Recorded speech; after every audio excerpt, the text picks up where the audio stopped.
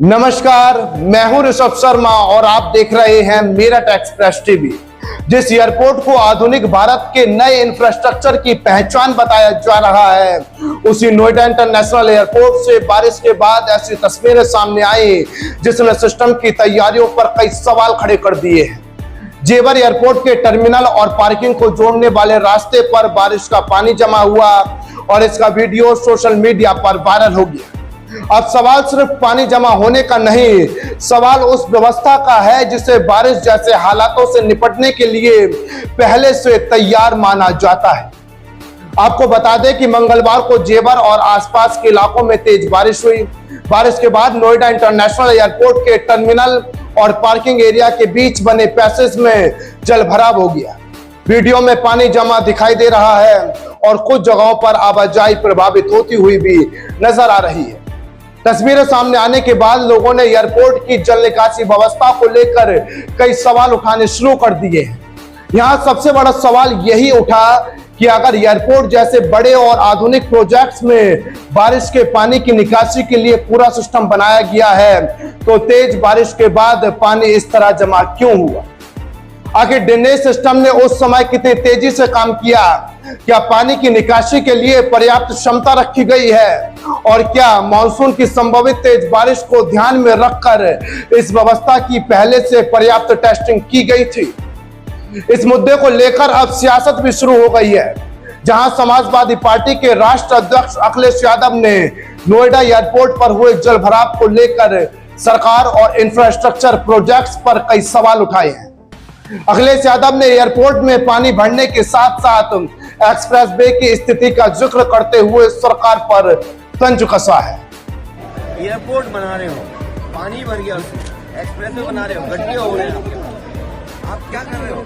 हवाई जहाज उड़ा रहे हैं और प्रदेश चलाने वाले में हमारे कुछ समानता दिखाई दे रही है। आज खबर क्या मिली है कि प्लेन उड़ाने में जो रिपोर्ट आई है, क्या सुनने को मिला है? और हमें लगता है प्रदेश चलाने वाले में और प्लेन चलाने में कुछ समानता दिखाई दे रही है। अखिलेश यादव के इस बयान के बाद ये मुद्दा अब सिर्फ बारिश के बाद हुए जलभराव तक सीमित नहीं रह गया है, बल्कि इंफ्रास्ट्रक्चर प्रोजेक्ट्स की गुणवत्ता और तैयारियों को लेकर राजनीतिक सवाल भी अब खड़े हो गए हैं। लेकिन यहाँ तस्वीर का दूसरा पक्ष समझना भी जरूरी है। एयरपोर्ट प्रशासन की तरफ से बताया गया कि पानी करीब 30 मिनट में साफ कर दिया गया और फ्लाइट ऑपरेशन पर इसका कोई असर नहीं पड़ा, यानी विमानों की आवाजाही सामान्य रही और यात्रियों की उड़ानों पर इसका कोई असर नहीं हुआ। यह निश्चित तौर पर राहत की बात है, लेकिन सिस्टम की कामयाबी का पैमाना सिर्फ ये नहीं होना चाहिए कि पानी आधे घंटे में निकल गया। असल सवाल ये है कि पानी जमा होने की नौबती क्यों आई, और अगर अगली बार इससे ज्यादा बारिश हुई तो क्या यही व्यवस्था उतनी ही तेजी से काम करेगी? क्योंकि एयरपोर्ट कोई सामान्य सड़क या बाजार तो है नहीं। यहाँ यात्रियों की आवाजाही, पार्किंग, टर्मिनल तक पहुंचना, सुरक्षा व्यवस्था और वाहनों की मूवमेंट सब कुछ तय सिस्टम के तहत चलता है। अगर टर्मिनल और पार्किंग को जोड़ने वाले रास्ते पर जलभराव होता है तो इसका सीधा संबंध यात्रियों की सुविधा और आवाजाही से है। हालांकि ये बात भी साफ करनी जरूरी है कि वायरल वीडियो में दिखाई दे रहा पानी पूरे एयरपोर्ट में नहीं भरा था। जलभराव एक विशेष हिस्से में हुआ था, इसलिए इसे पूरे एयरपोर्ट के डूबने की तस्वीर कहना सही नहीं होगा। लेकिन जिस हिस्से में पानी जमा हुआ वह यात्रियों और पार्किंग से जुड़ा महत्वपूर्ण रास्ता है, इसलिए इस जगह की जल निकासी व्यवस्था को लेकर लोगों का सवाल उठाना भी लाजमी है। अब सोचिए, एयरपोर्ट पूरी क्षमता से चलने लगेगा तो यहाँ यात्रियों और वाहनों की संख्या आज के मुकाबले काफी ज्यादा होगी। पार्किंग में गाड़ियां होंगी, यात्रियों का दबाव होगा, सामान की आवाजाही होगी और टर्मिनल तक पहुंचने वाले रास्ते लगातार व्यस्त रहेंगे। ऐसे में अगर भारी बारिश के दौरान पानी जमा होता है तो उस समय स्थिति को संभालना ज्यादा चुनौतीपूर्ण साबित हो सकता है। इसलिए सिस्टम को आज की जरूरत के हिसाब से नहीं, बल्कि आने वाले समय और वर्षों के दबाव को ध्यान में रखकर तैयारियों का पूरा जायजा लेना चाहिए। क्योंकि बड़े इंफ्रास्ट्रक्चर प्रोजेक्ट की असल परीक्षा उसके उद्घाटन के समय नहीं होती। असल परीक्षा तब होती है जब उसके सामने बारिश, गर्मी, ट्रैफिक या किसी दूसरी चुनौती की स्थिति आती है। इस बार तेज बारिश हुई और एक हिस्से में पानी जमा हुआ। सिस्टम ने पानी निकाल दिया और फ्लाइट ऑपरेशन भी चलता रहा। लेकिन इस घटना ने यह मौका जरूर दिया कि व्यवस्था को और ज्यादा बेहतर किया जाए।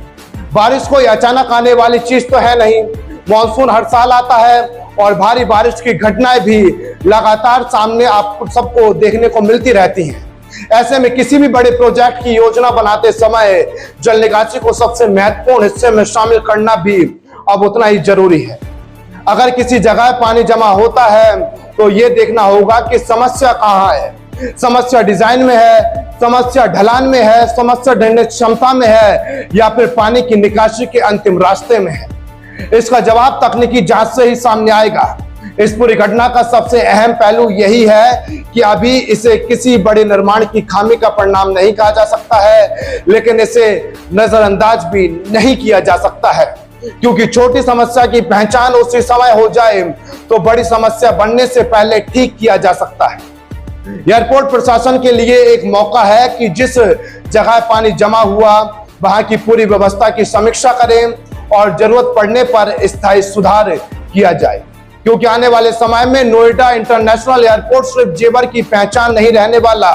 ये नोएडा, ग्रेटर नोएडा, पश्चिमी उत्तर प्रदेश और पूरे एनसीआर की कनेक्टिविटी से जुड़ने वाला एक बड़ा केंद्र बनने जा रहा है। यहाँ जितनी गतिविधियां बढ़ेंगी उतनी मजबूत व्यवस्थाओं की जरूरत होगी। तो फिलहाल तस्वीर साफ है। भारी बारिश के बाद एयरपोर्ट के टर्मिनल और पार्किंग के बीच पानी जमा हुआ, वीडियो वायरल हुआ। एयरपोर्ट प्रशासन के मुताबिक करीब 30 मिनट में पानी साफ कर दिया गया और फ्लाइट ऑपरेशन सामान्य रहा।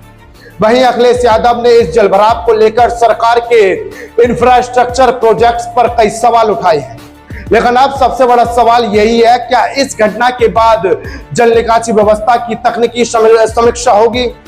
क्या भविष्य में ऐसी स्थिति से निपटने के लिए अस्थायी इंतजाम किए जाएंगे?